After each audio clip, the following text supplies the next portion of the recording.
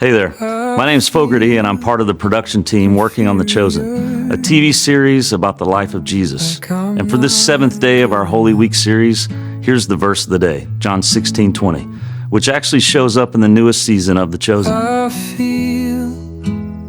In a little while, you will not see me.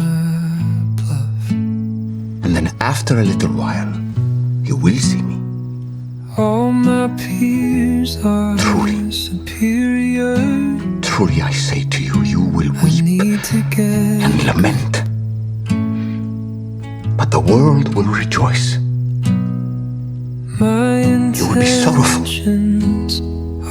but your sorrow will turn into joy. I think I'm losing it. It's actually been 2,000 years since Jesus said those words.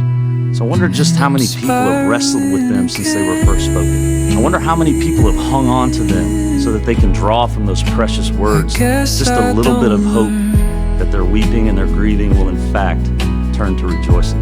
I have to think it's been millions of people. But right now, during Holy Week, I'm thinking about the disciples and how they must have held dearly those words throughout that weekend after his crucifixion. They heard these words in the upper room when Jesus was alive, but then came Passover, when Jesus was crucified, and the world in its wickedness rejoiced at it all. It's now quiet. The disciples are probably back in the upper room. It's really quiet, except for the sound of weeping, the sound of grieving. And I wonder if the words from the Last Supper echoed in their hearts. Very truly I tell you, you will weep and mourn while the world rejoices. You will grieve, but your grief will turn to joy. Did they believe those words? It had to have been so hard. But you know, when Jesus said what he said, he was simply speaking a truth that had always been true.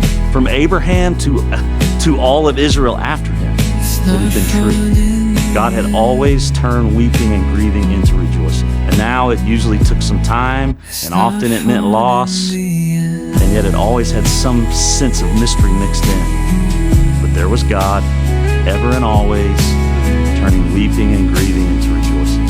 And what about you? I don't know what day it is for you, whether it's one of those quiet days where you're waiting for those precious words to show themselves powerful in the midst of your circumstances. But if it is, let me remind you, your grief will turn to joy. It has to. It's his word. Have the audacity to believe him. Hold on to that with white-knuckled tenacity, because it's true. Because of him and because of what he did. Thank you so much for joining me for Guided Scripture during Holy Week. The Chosen Last Supper is in theaters right now across the world, so be sure to check your area. God bless you, thank you, and shalom.